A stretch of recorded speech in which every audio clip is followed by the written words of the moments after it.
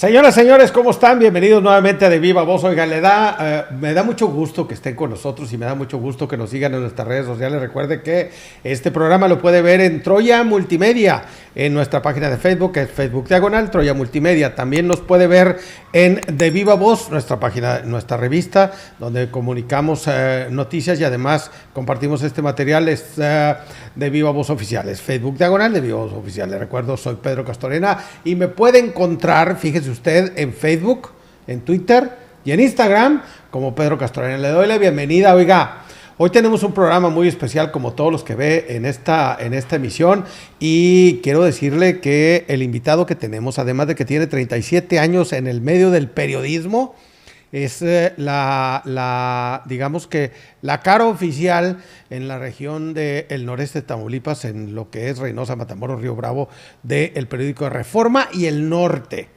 Cualquier cosa que se atore en Tamaulipas lo sabe porque lo escribe Miguel Ángel Domínguez Gallegos. Está con nosotros para platicar en 20 segundos. Comenzamos.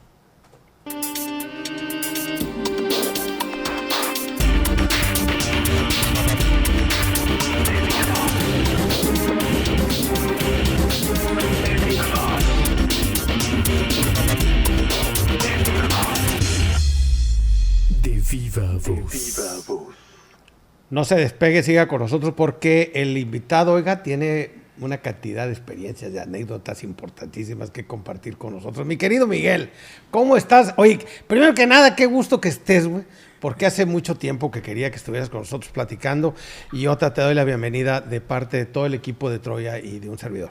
No, pues gracias a ti, Pedro, porque pues me da gusto que tengas este reto de invadir las redes digitales, y es la nueva moda del periodismo ahora, ¿no? Que muy socorrida ya por mucha gente. De hecho, pues ya depende mucho de eso la noticia del día, ¿no?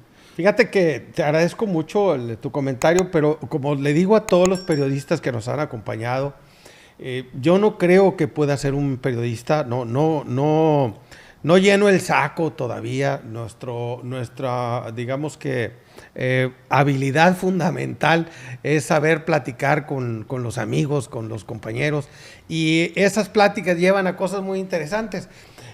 Reconozco mucho el trabajo del periodista.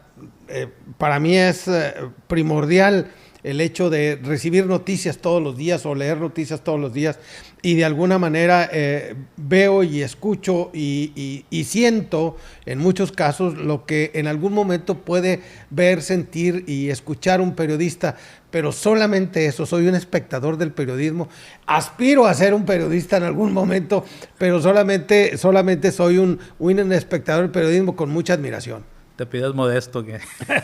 No, fíjate, güey. Lo que pasa es que además del respeto que le tengo a mis amigos, además de todo eso, les doy el lugar que les corresponde, porque para muchos de nosotros, y lo platicamos hace un momento, güey, para muchos de nosotros los periodistas no tienen rostro. Son un nombre y una columna. La mayoría de las veces, y por no decir... usted que me puede ver o que me puede escuchar, pues me conoció en este medio, en el YouTube o en los medios de Facebook. No me conoció con mi nombre y una nota. Lograr conquistar a un lector con el nombre y la nota habla de la afinidad que ese periodista tiene con usted. Y una de las cosas que le reconozco a Miguel es esa afinidad, esa conexión que puedes tener con el lector. Pero antes de llegar a todo eso, güey, platícame, ¿cómo empiezas en el periodismo? Pues fíjate que yo tuve mucha suerte porque pues mi familia no tiene ninguna relación con los medios de comunicación. No hay periodistas. En Monterrey, no hay periodistas, no hay nada.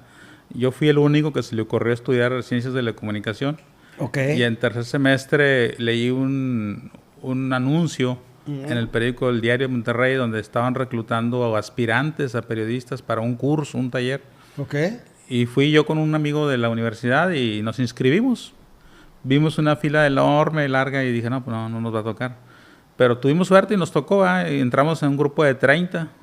Okay. Y al final de los que terminamos el curso, 2 meses después, a 10 nos invitaron a trabajar de aprendices. Okay. Y eso fue en 1985. ¿Cuál era tu función como aprendiz? Pues te asignaron, a mí me asignaron a la sección deportiva. Ok. Y yo cubría los descansos de todos. Sí. Y cada vez que había alguien que descansaba, me decía, no, pues él cubre estas fuentes. Ve y consigue información. Y sin saber nada, yo tenía que investigar quiénes eran los contactos y todo, y lanzarme en búsqueda de esos. ¿Y en el Pero taller? al principio, Ajá. los fuentes más importantes no se quedaban descubiertas, mandaban a la gente que ya conocía. Sí, los A mí me profesionales. mandaban a por cubrir ejemplo. cosas que ni te imaginas, Sí. o sea, lucha olímpica, frontón, tenis, matatena y... Sí, sí, sí. Y te decían, oye, hay un partido de Deportivo San Pancho, güey, date la vuelta. Sí, y así Oye, empezamos. Pero el taller obviamente fue para enseñarte a estructurar una nota. Sí, claro, porque yo apenas estaba en lo que el tronco común, el área tronco común. exactamente, el tercer semestre. Todavía no tienes clases propias de periodismo, sino son exactamente. generales. Pero ahí fue donde aprendí más yo. Fíjate, yo cuando llegué al quinto semestre, que ya las materias eran de periodismo, Sí, exacto. ya sabía redactar una nota, tomar fotografías, ya tenía un año de experiencia. Sí, Sí. porque ese espacio que te dio el Diario de Monterrey Sí. en deportes te permitió, ahora sí, estructurar la noticia en general. Sí, sí, sí. Es la acompañada Y de se la los agradezco foto, la mucho. nota. Y luego, ¿qué pasa después, güey? Mira, a mí nunca me interesó deportes, pero pues ahí fue donde me mandaron. Sí. Entonces yo siempre tuve la inquietud de cambiarme, aunque fuera a la sección cultural o a locales. Yo siempre quería locales. O policíaca, ¿verdad? Y nunca hubo la oportunidad.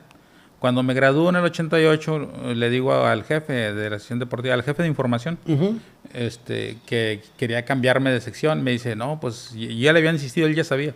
Me manda con Jorge Villegas, que era el director. Y, no, pues dile a él que te dé la oportunidad en locales, ¿no? Ahorita hay una vacante ahí, o un chavo, una muchacha que se va a incapacitar. No, está bueno.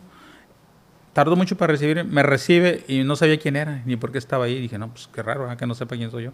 Y me dice, a ver, ¿qué pasó? No, pues es que pues, quiero pedir el cambio de sección y todo eso. Me dice, no, conmigo no puedes tratar esos asuntos. Me regresa con el que me había mandado, con Paco Salazar. Y pues me decepcioné, ¿no? Entonces ya a partir de ahí dije, no, pues no se va a poder. Le dije a Paco Salazar y me dijo, no, pues yo te puedo mandar, pero eso implica que te aumente el sueldo y todo eso. Y dije, no, yo no quiero que me aumentes el sueldo, nomás quiero que de la oportunidad. Dijo, no, pues dame chance. Y él también como que no me dio largas, ¿no? Sí. Pero para entonces yo ya tenía una invitación en el Porvenir. Ok. Y le hablé a Jesús Cantú. Y le dije, ¿sabes qué? Sí voy a aceptar. Dijo, pues la puerta está abierta desde hace un año, te estoy esperando. Y pues me fui para el Porvenir. Y haciendo un apunte, oiga, a lo mejor ahorita, si usted está joven, tiene 20, 25, 30 años, ya no es tan relevante el periódico. Usted se informa en las redes sociales o se informa en la televisión o en algún otro medio.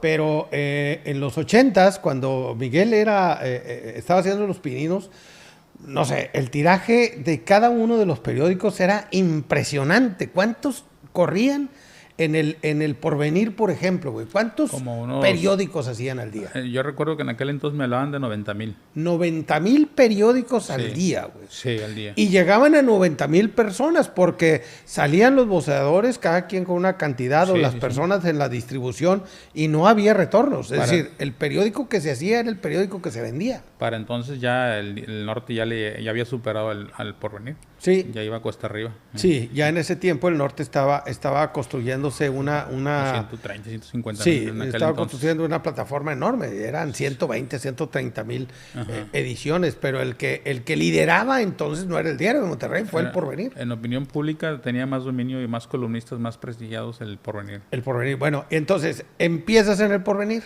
Empiezo ahí y en el 89, desde enero, empecé a trabajar ahí. Tuvo problemas el patrón porque nos daba una libertad tal que nos llevábamos melgas, ¿eh? Sí. Hicimos un reportaje que le costó la cabeza a Manuel Silos, el de la Universidad Autónoma de Nuevo León, el rector. Y hicimos un reportaje de un fraude, una elección en San Pedro Garza García, que era entre primos, uno del PRI, Felipe Zambrano, contra otro Zambrano, no me acuerdo cómo se llamaba el otro. Y nos metimos ahí en una red de compra de votos. A mí me rentaron en un mercado rodante como miembro de la CENOP y nos enseñaron cómo meter votos en las urnas y todo eso, y nos pagaban por eso. Yo iba de infiltrado, no sabían que era reportero. Sí. Y hasta ya cuando llegó la hora de votar y me tomaron de lejos la foto y ya me salí y entregué todo y me fui a la redacción a escribir de todo el operativo que se había armado. De todo lo que se había armado. Sí, y cuando sale el día siguiente el fraude en San Pedro, pues haz de cuenta que me mandó al secretario general de gobierno, hicimos un escándalo y tal. Al final de cuentas ganó, le dieron la voltereta en las estadísticas y le dieron el triunfo al PAN, cuando habían dicho que había ganado el PRI. Total, ese tipo de reportajes fue armando muchas revueltas ahí políticas y en contra del Porvenir, y le fueron retirando contratos de publicidad y porque el Porvenir en aquel entonces era el editor de los libros de texto. Sí. De los folletos que se daban en los bachilleratos técnicos, sí, muchas cosas. Sí. Y todo eso le fueron quitando. Sí, la editora del Porvenir era un monstruo Te estoy hablando de que eso fue en el lapso de ese año que empezamos ahí. Yo empecé en un grupo SWAT de investigación especial de reportajes. Para diciembre la familia lo obligó a renunciar al director por andar haciendo ese tipo de reportajes. Le dijeron, no, son los negocios o son... y nos avisó como a mediados de diciembre y todo el grupo SWAT, éramos como 15 reporteros. Nos dijo, no, pues entregamos la renuncia también. Él decía, no, quédense, mi hermano se va a quedar como dueño. Yo no quise y muchos no quisieron, renunciamos y nos quedamos sin trabajo. Hasta que Félix Garza Elizondo nos habló y muchos se vinieron para finales de ese mes. Y yo me vine hasta enero, porque yo no estaba muy convencido. Vinimos a levantar aquí la prensa de Reynosa que tenía bajo tiraje. Sí. Y así como vine a dar aquí a Reynosa. Entonces sales del Porvenir y ves la oportunidad en la prensa de Reynosa, en el periódico La Prensa de Reynosa, que competía en ese tiempo con el periódico El Mañana. Digamos que eran los dos periódicos de mayor circulación en ese tiempo. Sí, cómo no. Entonces vienen a Prensa de Reynosa. Sí, hicimos un trabajo también de mucha penetración, no nos metimos en política, pues tú conoces cómo estaba la situación, no podíamos tocar. Es correcto. Total, nos fuimos por el lado de cultural, social, deportes y todo eso. Logramos levantar el rating del periódico y nos fue muy bien. No más que pues muchos en diciembre acostumbrados a que la empresa te paga el aguinaldo, en la prensa tú te lo tenías que ganar por fuera. Y no estaban impuestos a ese asunto de la venta de publicidad y ese rollo. Muchos se fueron. Yo me fui hasta un mes después, me regresé al Porvenir. Nomás estuve un año y vi que era complicado, porque era más difícil allá. Y además un Porvenir con una nueva administración. Totalmente. Con unas nuevas políticas y con un estilo muy diferente de administrar el periódico, cabrón. Y a la baja. Además. A la baja. Además, con un norte que crecía y que crecía además de tener un tiraje mayor, tenía además un prestigio mayor y una competencia muy voraz del Diario de Monterrey, que de alguna manera trató de conquistar las calles a partir de periódico barato. Sí, no, pues total, hicimos la lucha todo ese 92 y era muy complicado y yo ya casado y con un hijo y Félix me convenció de regresar a la prensa y me regresó con la idea de que iba a ser jefe. Y sí, me mandó a la sección ribereña y de editor y de reportero y publicista y chofer y de fotógrafo y de todo. Hacía todo. Pero eras tu propio jefe. Dijo, te voy a llevar a un lugar donde vas a ser tu propio jefe. Ahora sí, jefe, ten la escoba, ten el vehículo, ten la pluma, ten la máquina de escribir y eres el jefe de todos. Sí, nos fue muy bien, la verdad. Me acuerdo que era una sección de cuatro hojas, 4 páginas y la dejamos en 8 con... ¿Cómo se dice? Pues ya con clientes de publicidad y todo. Porque ahí nos invadimos todos, no nomás fuimos reporteros. Sí. Aparte de editores, y pues entramos al negocio de la venta de publicidad y todo. Pero en el 93 me habló el norte. Y Félix me decía que no, que me estaba yendo muy bien económicamente y que iba a ganar menos en el norte. Y sí, le dije, pero pues yo quiero estar en el norte porque pues, yo siempre pedí trabajo ahí y nunca me dieron y ahora ellos me están buscando. Sí. Total, se convenció de que pues era definitivo, ¿no? Y en mayo del 93 empecé a trabajar en el norte. ¿Qué pasó con de corresponsal, ¿no? No de... ¿Qué pasó con ese SWAT, güey? El grupo SWAT, no sé si ¿Se desarmó? Sí, yo creo que Cada quien agarró caminos diferentes. Actualmente no te sé decir, pero en aquel entonces supe que se desintegró el grupo SWAT. Okay. No sé si luego lo armarían, porque yo me enfoqué directamente a... Es una gran responsabilidad ser corresponsal del periódico El Norte. Sí. Sobre todo cuando eres primerizo en corresponsal, que tienes que cubrir de todo tipo de temáticas y de todo tipo de personajes, ¿no? Entonces me enfoqué a conocer más la plaza, porque yo nomás conocía Río Bravo Deportes de Reynosa y la sección ribereña. Sí. Y pues tenía que codearme con el gobernador, con secretarios y con funcionarios de Texas. Y me olvidé un poco de lo de Monterrey y muchos amigos que dejé allá y todo, pero tenía que superar la prueba, ¿no? Y pues sí, pues como a los 6 meses me dijeron, no, pues ya estás con planta en el norte. Con la corresponsalía del norte, en lo que es el norte de Tamaulipas, bueno, en una cobertura completa, digámoslo, de Tamaulipas y el Valle de Texas. Oficialmente mi responsabilidad es Reynosa, Río Bravo y McAllen. Pero pues tú sabes que a veces, ahorita por ejemplo, ya prácticamente me consideran el corresponsal de Nuevo Laredo, porque no hay corresponsal ahí. Y pues a donde se ofrezca, ¿verdad? Cuando los compañeros descansan, el de Victoria o el de Matamoros, tengo que relevarlos. Bueno, ¿y llegas a cubrir un espacio vacío o llegas a crear el espacio? Fíjate que ya habían estado algunos compañeros, pero no con la formalidad con la que yo entré, ¿verdad? A mí me hicieron muchas pruebas y me sometieron a estudios que hasta mi familia incluyeron. Ya andaba renunciando yo antes de entrar porque no me gustó que fueran a investigarme a la casa de mis papás en Monterrey. Sí. Pero ya después me explicaron que pues habían tenido necesidad de hacer eso para encontrar una persona que sí durara, porque habían estado otros anteriormente que no habían durado. Y yo después supe que a ellos los tenían pero por honorarios o medio informal, no tanto así como corresponsales ya formalmente trabajadores de la empresa. Y dije, pues a lo mejor también influyó eso, que no duraran, ¿verdad? Pero bueno, el caso es de que sí entramos, como quien dice, abriendo plaza ya formalmente. Sí, con una representatividad. Antes de mí yo conocí como 2 o 3 que mandaban notas al norte, como especie de freelance o algo así. Para las personas que nos ven, ¿cómo es una corresponsalía? Tienes una responsabilidad de cubrir la información que se da en la zona y además tienes la responsabilidad de hacer una cantidad de notas. De todas las notas que envías en el día, ¿cuántas dicen va y ocupan un espacio en el periódico y cuántas se rechazan? Fíjate que en un principio las políticas han cambiado al interior del periódico en el que yo trabajo. Al principio nos iba muy bien porque nos pagaban por nota. Okay. Por nota, ahí hay un staff de editores y coordinadores que reciben la información de todos los corresponsales. No por nota publicada, por nota que el staff escogía. Esa me interesa. Si al final no se publicaba, como quiera te la pagaban. Entonces, para mí era muy padre porque pues yo solo, toda la ciudad para mí, todos los municipios aledaños, pues yo mandaba de todo tipo de notas, desde policíaca, migratorias, sociales, políticas, de todo. Y a veces llegaba hasta mandar 10 notas, ¿no? Y me publicaban a veces en breves, a veces en nota completa o un reportaje completo. Pero no había día en que no me publicaran algo, aunque sea una breve. Y sí, nos fue muy bien, pero luego años después cambió el esquema de pago y ya fue por sueldo.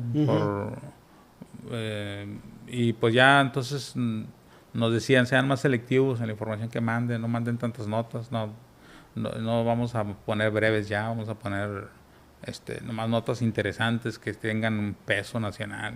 Se enfocaron más a lo nacional. Sí. Y entonces entendimos la nueva mecánica y pues tratamos de ocupar nuestro tiempo en profundizar un poco en algún asunto para descubrir algo más trascendente, más allá que llegar a las páginas nacionales del Norte y Reforma, porque Reforma al poco tiempo nació. Al poco tiempo nació en ese tiempo. Oye, y obviamente hay en esa selectividad de notas, hay información que realmente tiene una repercusión, si no nacional, sí regional, pero hay notas que son irrelevantes. Por ejemplo, las notas esas de que el alcalde inauguró la calle en la colonia fulana de tal, pues, les interesa tal vez a los locales, pero no les interesa para nada digamos, esa información a nivel nacional o a nivel estatal. Cuando nace Reforma, Obviamente se duplica la responsabilidad o es a partir de la misma responsabilidad que tienes en el norte donde se selecciona la nota. ¿Cómo es cuando nace Reforma? Es exactamente igual, nomás que ellos establecen otra mesa de redacción de elección de notas. Yo no le reporto a ellos, el norte se las manda. Mira, este es el paquete de mis corresponsales, porque ellos sí dividieron los corresponsales. Unos del sur y centro reportaban a Reforma, y otros de acá de la frontera y algunos estados de noreste, noroeste reportaron al norte, y ellos son los que mandaban el paquete y ahí escogían las notas. Yo casi no tenía contacto con ellos. Que el arranque de Reforma fue algo complicado en la Ciudad de México. En su momento, yo recuerdo, y lo tengo muy claro en la memoria, güey, al señor Junco repartiendo el periódico en la Ciudad de México, trabajando para consolidar el norte, el Reforma en la Ciudad de México. Y hoy por hoy es un referente en la información. Cuando hablas de periódicos nacionales de mayor impacto, no puedes ignorar ni al norte ni a Reforma. Sí, recuerdo yo que hasta columnistas y reporteros andaban. Sí. Porque acuérdate que ahí el problema fue el sindicato de voceadores que no los dejaba entrar. No los dejaban entrar, es correcto. Porque había pues una serie de intereses en México con los dos grandes periódicos los tres grandes periódicos de la Ciudad de México, que pues obviamente estaban amafiados para no permitir que un cuarto periódico con la importancia y la relevancia y el respaldo que tenía a partir del periódico El Norte, como lo era el Reforma en ese tiempo, pues entrara para poder entrar o valga la redundancia, a hacer una competencia directa contra ellos. Ellos eran era el Excelsior, era el Universal y era el, ¿cómo se llamaba el otro, güey, que desapareció? ¿Quién será? No, pues La Jornada siguen ahí. La Jornada sigue, no. Había otro periódico que desapareció, que era de los grandes. El Nacional. El Nacional. Grandes periódicos que tenían, digamos, el grueso del sindicato de voceadores, güey. Y que a partir de esos intereses, pues se habían hecho a un lado el hecho de abrirle la puerta a un periódico con una relevancia como lo era el Reforma, potenciado por lo que hacía el norte ya en la región. ¿Dónde tiene su mayor impacto el norte, además de Monterrey y la zona conurbada? Yo creo que en Saltillo, en todo Coahuila y en Tamaulipas. En Tamaulipas, en Tamaulipas se distribuye y lo lee mucha gente ese periódico. Sí. Más que Victoria, yo creo que en la frontera. Bueno, también Victoria, ¿no? No, sí, en Victoria. Todos los políticos es con lo que se levantan almorzando, ¿no? Sí. Y yo creo que es donde más se mantiene, güey, la lectura de periódicos, ¿no? Sí. O sea, como que siento que hoy, por los números de los periódicos, Matamoros, Ciudad Victoria, son los que aún conservan, de alguna forma, la tradición de la lectura del periódico. Reynosa ha disminuido, Nuevo Laredo se ha mantenido estable, pero, por ejemplo, Tampico, Madero de Altamira, la zona conurbada, que vendía una cantidad importante de periódicos que lo dominaban las empresas de multimedia, los periódicos de multimedios, hoy no tienen el mismo tiraje que tenían hace 4 años, güey. No te hablo de más atrás. Sí, pues de hecho el Reforma y el Norte actualmente, más que por el tiraje, su principal venta es la versión digital. Sí, el .com. Yo creo que el único en el país que vende todo su versión digital, ¿eh? Han tratado algunos medios nacionales de vender segmentos especializados o de investigación en sus medios, pero tienen abierto su portal gratis. Sí. Y el norte no. El norte, si quieres entrar más allá de la portada, te cobra. Sí. Y es como han podido balancear la falta de ventas de periódico impreso.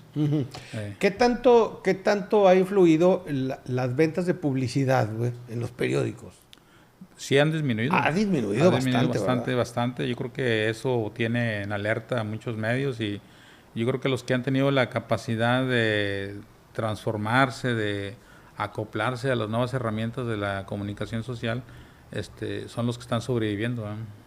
Una de las cosas que le he admirado siempre al periódico El Norte es que ha tenido la capacidad de adaptarse. El espacio que tiene en elnorte.com, que para muchos a veces es como que como que incómodo el tema de si quieres seguir leyendo, paga tu membresía. Pero los espacios que tienen con acceso libres, por ejemplo, el caso de los clasificados, güey, a lo mejor no les ha pegado tanto. Yo me acuerdo que el Norte tendría algunas 15 o 16 páginas a veces de clasificados, güey, porque era una cantidad impresionante, y no se diga los domingos.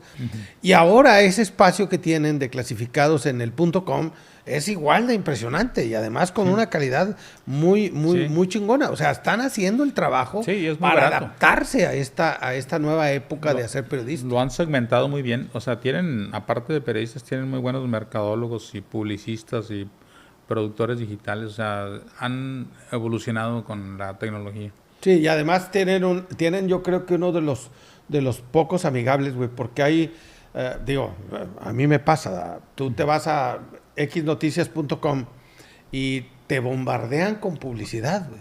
O sea, tú abres una nota y está llena de publicidad por todos lados, con muchos distractores. Tú abres la página principal y está llena de publicidad por todos lados.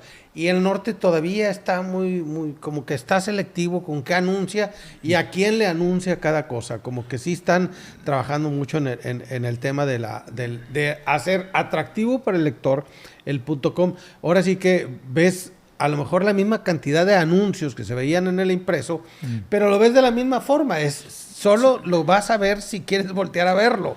No es el impacto principal. Hay medios, inclusive nacionales, güey, que tú estás leyendo la nota y de repente te aparece una pantalla a mitad de la nota, cabrón. Te molesta, sí. Y es incómodo. Y eso no pasa con la suscripción del Norte. Sí, ellos lo tienen bien medido y cuantificado cuánto afecta ese tipo de intromisiones en la lectura. Por eso no lo hacen. Y aparte, pues, ellos se manejan mucho por segmentos, ¿no? O sea, la gente que maneja, son expertos en ese rollo de la publicidad y la mercadotecnia. Y pues a lo mejor pueden decir, oye, pues es que nada más tiene 250,000 o 300,000 suscriptores y el Universal tiene 1,000,000. Sí. Pero el empresario lo que se fija es el poder de compra de esos que es correcto. Es correcto.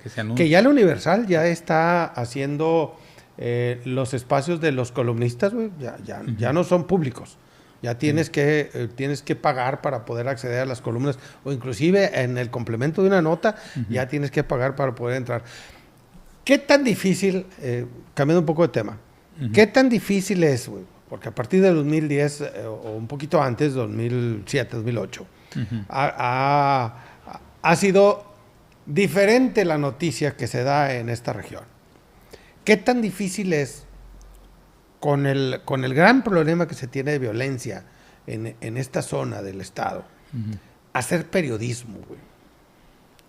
Pues fíjate que a mí nunca se me ha dificultado. O sea, ha habido presiones algunas veces, pero no me impide a mí ejercerlo libremente. O sea, ¿has recibido amenazas? Pues, digamos, llamadas o alguna vez algún levantón, pero no pasó de ahí. O sea, te amenazan, te advierten y pues sí, algunas veces tienes que medirte, ¿verdad? Como una vez un narcotraficante me dijo, si es periodista, sepa investigar de quién está hablando. El señor se enojó porque escribí una nota de una señora y una señora ya más anciana que los habían detenido con 1 kilo de cocaína y en su chofer. Y pues yo ni sabía que era su esposa y su mamá. Pero según él yo debería saber que eran su mamá. Y yo, ¿por qué? Digo, yo nomás publico lo que me dijo el Ministerio Público. Pero así de ese tipo de cosas que ya después me soltó y dije, pues a lo mejor tiene razón.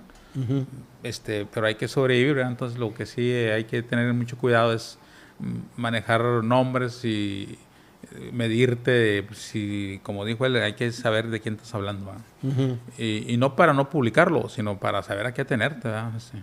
O al menos atenuarlo, ¿verdad? Sí, atenuarlo y ahora sí que utilizar las palabras correctas para que no se enojen los señores. Les recuerdo que estamos platicando con Miguel Domínguez Gallegos, él es corresponsal del periódico El Norte y Reforma en la región noreste de Tamaulipas, norte de Tamaulipas y el Valle de Texas. Gracias por llegar hasta aquí. Oiga, no olvide que cuando vea este programa, vaya ahí abajo donde dice suscribirse y píquele, suscríbase al canal. Su suscripción nos ayuda, que es gratuita, por cierto.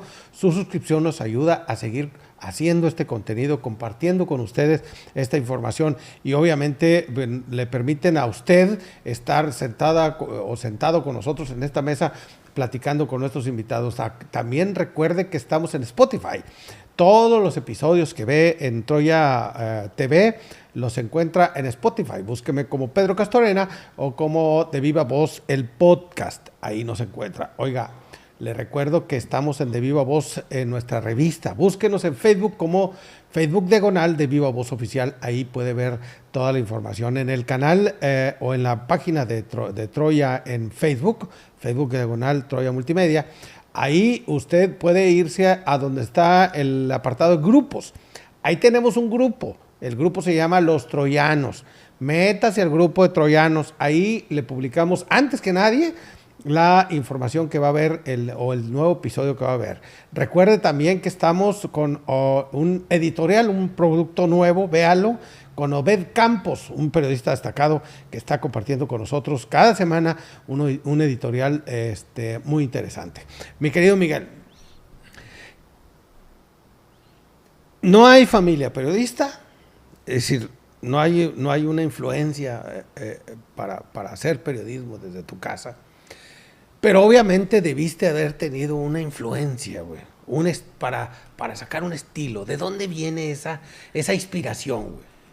Fíjate que yo desde chiquillo sí tuve el deseo de escribir, de hacer periodismo, no es que no sabía exactamente qué era la profesión que yo quería escoger, pero me gustaba desde chiquillo escuchar más bien radionovelas. Okay. Me gustaba Calimán, me gustaba Porfirio Cadena, me gustaba Simplemente María, y me apasionaba mucho y yo me imaginaba todo lo que ellos estaban diciendo, y volaba mi imaginación y luego cuando en la primaria o secundaria me pedían que hiciera algún cuento o algo, yo me imaginaba cosas así y me soltaba escribiendo. Una vez me acuerdo que nos pidieron que hiciéramos un cuento a partir de la palabra brújula.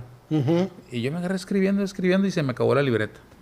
¿Se te acabó la libreta? Se me acabó la libreta. ¿De ser una libreta nueva? Sí, como casi, no sé, la mitad, o sea, como 40, 50 hojas las llené y luego cuando me pasa la maestra a leerlo, pues, todo el mundo estuvo atento, escuchando y al final, pues, haz de cuenta que me dijo, ¿y en qué termina? Dijo, no, pues luego lo voy a terminar porque pues se me acabó la libreta. Se me acabó la libreta y todavía no encuentro la pinche brújula aquí. Era la primera temporada. Sí, era la primera temporada. O sea, ya de ahí traía ese interés, ¿no? Esa afición de escribir y de contar historias. Sí. Pero no hay una influencia que digas, a mí me influenció Armando Fuentes Aguirre o Carlos García Gaspar o, no sé, alguien del periodismo o Jacobo Zabludowski, porque hay una influencia en el tema de la forma en la que uno escribe. Y hay también una inspiración empírica. ¿Lo tuyo fue totalmente una inspiración empírica? No, en la forma de escribir sí me influenciaron mucho literatos como Juan Rulfo, como García Márquez, me gusta mucho a mí leer literatura hispanoamericana. Ok, entonces tu periodismo es una especie de retrato de la cotidianidad. Sí, descripción, narración y todo eso en base a la crudeza, la realidad y más que columnistas, porque en aquel entonces yo no le escribía ni leía columnistas a los 20 cuando empezaba. Uh-huh. A los 22 años menos, pues estaban deportes. Ya después fui escuchándolos y tratando de interesarme en esos temas porque me aburría a mí el deporte. O sea, dije, no, uh-huh, pues siempre es lo mismo y qué opina del próximo partido y cosas así. Uh-huh. Yo trataba de hacer algo diferente y dije, pues aquí no voy a hacer nada. O sea, no me dejen desplayarme en lo que yo quiero, ¿no? Quiero hacer reportajes más libres y porque yo quería eso, o sea, usar las técnicas de la narración, de la descripción, de la entrevista de semblanza, o sea, uh-huh, el periodismo de investigación y pues el deporte a veces no te lo permite y las veces que hacía investigación en deportes, pues terminaba el jefe enojándose conmigo porque el director técnico de tal equipo se molestaban con la empresa que porque descubriste que el señor cobraba por alinear a tal jugador o porque uh-huh, tenía ciertas tendencias raras, o sea, cosas así que a la gente pues muchas veces es lo que les interesaba, o sea, el morbo, ¿no? O sea, Sí, la construcción de una nota periodística. Desde ¿qué me dice de esta nota el tema de saber que el señor va a hacer un gran esfuerzo? Que por cierto, güey, tengo una duda, fíjate. Yo siempre veo las entrevistas de los jugadores, güey. Cuando termina un partido, todos son lo mismo. Bueno, se logró el objetivo, pero hay que reconocer el trabajo del otro equipo y sude y jade, diciendo lo mismo siempre, güey. Dices tú, oye, casi creo que cuando entrevistan a un futbolista, güey, ya sé las respuestas. sí, sí. El equipo contrario hizo su trabajo, nosotros nos esforzamos más y logramos anotar, hacemos un gran trabajo como equipo y bueno, no se hable del director técnico, es un gran líder para este proyecto. Dicen lo mismo siempre, güey.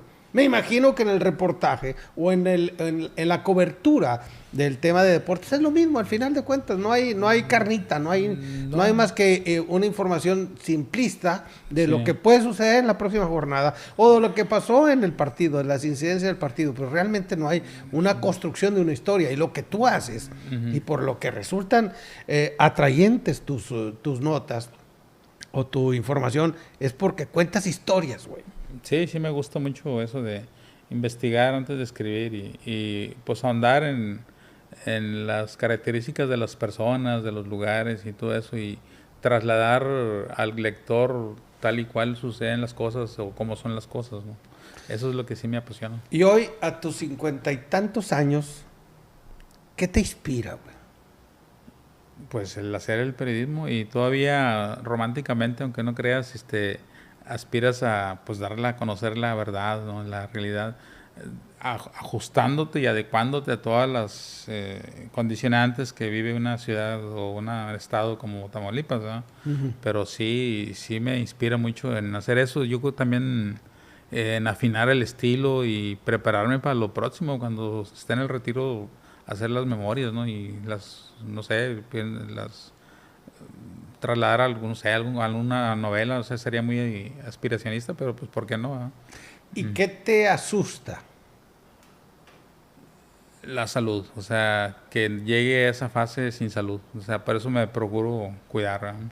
Porque tú, como todo en la vida, ¿no? Si tienes un proyecto a largo plazo, pues tienes que mantenerte bien, ¿verdad? Que conocemos tú y yo varios periodistas que se han ido en estos últimos tiempos, ¿verdad? Sí, dirás que exagero, pero sí, mucho tiene que ver la salud mental, la salud física para poder ejercer el periodismo. O sea, ¿de qué sirve que llegues a los 60 si tienes lagunas mentales, ¿no? Uh-huh. ¿De qué sirve que te expongas o que quieres vivir el ajetreo del periodismo, pero si te expones a que te pase algo, un accidente por no cuidarte, ¿no? O no sé, imagínate un reportero sin manos, o sea, ¿sí? ¿Cómo va a escribir? ¿Verdad? Sí, aunque ya hay sin memoria. Sin memoria. Entonces, eso es lo que me asusta. ¿Has tenido entre tus planes hacer un libro en el futuro? Sí, claro. A veces quisiera adelantarlo, porque hay muchas etapas de mi vida en las que he escrito algunas series de reportajes que me gustaría recopilarlos y encriptarlos para hacer algún libro, ¿no? Es que de ahí pueden salir una cantidad impresionante de historias, de los mismos reportajes, y de las mismas notas que has compartido en el pasado. Sí, es la idea y pues es muy fácil, nomás es porque pues la carrera de uno ahí está, o sea, en la tinta, en las hemerotecas, uh-huh. Ahora hasta en el internet ahí puedes encontrar. Nomás es cuestión de recuperarlas y de reeditarlas y actualizarlas, ¿no? Porque sí, inclusive construirlas con personajes nuevos. A lo mejor personajes actuales, porque en todo este tiempo que te ha tocado ser periodista en esta frontera, en esta región tan conflictiva en algunos casos y en muchos con bastante que dar, creo que tendrías cosas muy interesantes que contar. Antes de terminar, mi querido Miguel, quiero preguntarte una cosa, porque me imagino que es algo que se comenta en la redacción. ¿Qué tan complicado ha sido hacer periodismo en este tiempo, cuando desde la presidencia de la República se han convertido en derechistas y se han convertido en lo peor del periodismo manipulador de la derecha. Pues es un estereotipo, ¿no? Porque evidentemente no, complicado no es. Yo creo que es hasta divertido. Porque, porque pues el periodismo así debe de ser. O sea, no está para complacer a ningún político. Es correcto. Entonces, si el señor no está adecuado, no se acostumbra al periodismo crítico, pues qué lamentable por él, ¿no? Porque yo creo que si no fuera por periódicos como el Reforma, como el Norte, como el Universal, como La Jornada, el Financiero, muchas cosas no se supieran en este país. Entonces, ese es el trabajo del periodista. No estamos para andar de complacientes con nadie, hay que estarle diciendo a la gente la realidad. Pero hay personas que les lastima mucho la verdad, güey. Y Sí, creo sí. que ese es un caso muy concreto con el tema que nos atañe. Porque sí es claro que aunque el señor presidente tenga otros datos, las noticias son crudas. Sí, sí, recuerdo el día la que verdad vino, está en la calle. cuando vino aquí a la mañanera, me recriminó Jesús Ramírez que por qué había increpado después, que por qué no había dicho ni mi nombre, cuando estuvo en el cuartel militar dando una mañanera, ¿recuerdas? Ujú, sí. Dije, no, se me olvidó, por decirle, pero fue estrategia. Si le digo, soy del Reforma, pues no me deja preguntar. Sí. Entonces, pues sí, le pregunté un tema que me habían encargado y luego le revolví, le refuté y hice otra pregunta pero muy tranquilamente me contestó porque no sabía que era el Reforma. Te apuesto que si hubiera sabido que era el Reforma, sí me cambia de Siguiente actitud. pregunta. Cambia de actitud, ¿eh? Pero desgraciadamente tampoco debe ser eso, fíjate, más que él sí ha crispado mucho el ambiente con los periodistas críticos, ¿verdad? Entonces, es cierto que hay algunos que lo hacen de mala fe y con muy malintencionados, ¿verdad? Y sí, con alguna línea, como él dice, de los conservadores o de la cúpula del poder y cosas de esas. Probablemente, pero no son todos, ¿verdad? Entonces, él agarra melgas, se lleva melgas, como dicen, y no todos somos así, o sea, es muy triste ver las mañaneras y Yo lo que cuando siento no es hay que- periodistas, Sí. puros youtubers que Sí. están a modo de ellos y cuando yo creo que ya necesita darle un cambio a eso de las mañaneras porque aparte está mal que un presidente esté exponiendo a la opinión pública todos los días así. Se está desgastando mucho la figura presidencial. Y se está desgastando mucho el formato, güey. Porque También.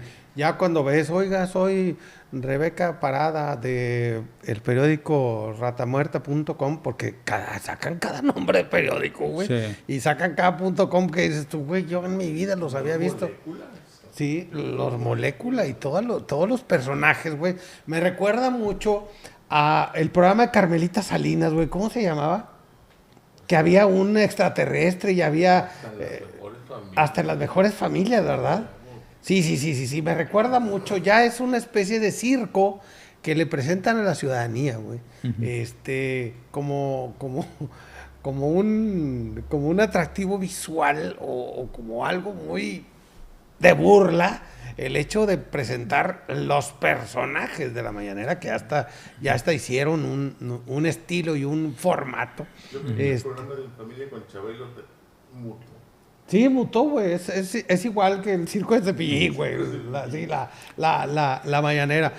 Pues mi querido Miguel, ¿algo más que quieras agregar? Pues nomás agradecerte y desearte el mejor de los éxitos en esta empresa que has emprendido. La realidad es de que nosotros esperamos que se vayan incorporando en el periodismo. Pues tú no eres nuevo, pero gente como tú, emprendedora y Que le sepa. y que le sepa el asunto, porque nos da gusto, porque es mejor eso que de repente ver improvisados youtubers que nomás porque tienen 200, 300 likes o porque tienen 500,000 likes comprados, ya por eso el político les hace más caso que a los periodistas, ¿no? Uh-huh. Entonces sí. ¿Qué pasa, güey? Sí, entonces sí te deseo mucha suerte y yo sé que con tu profesionalismo va a crecer tus plataformas y y pues esperamos tener muchos colegas como tú en este ámbito. Gracias, compadre, te agradezco mucho. ¿Dónde te vemos en redes sociales? Yo me llamo en Facebook Miguel Domínguez porque me dijeron cuando yo me metí a Facebook ya más en serio, me dijeron, no, quítate eso de Miguel Ángel Domínguez Gallegos, o sea, todo el mundo te conoce como Miguel Domínguez. Miguel Domínguez, güey. Sí. Miguel Domínguez, bueno, pues me pegué en Miguel Domínguez, así me puedes encontrar en el Facebook. Mi Miguel perfil Domínguez. Miguel Ángel Domínguez y mi fanpage Miguel Domínguez, en Twitter como Domínguez-Migue. Y pues ahí estamos a la orden, trabajamos en el norte y nos pueden leer también. Aunque sabes que es muy selectivo el norte y el Reforma, es difícil ganarse un espacio todos los días, pero tratamos de hacer lo mejor posible para que transmitir todo lo que pasa aquí en Tamaulipas. Te agradezco mucho haber estado con nosotros. A la orden. Gracias a usted que nos vio y gracias a Óscar González en la producción, Michelle Méndez en la coproducción y Andy González en el audio. Muchas gracias.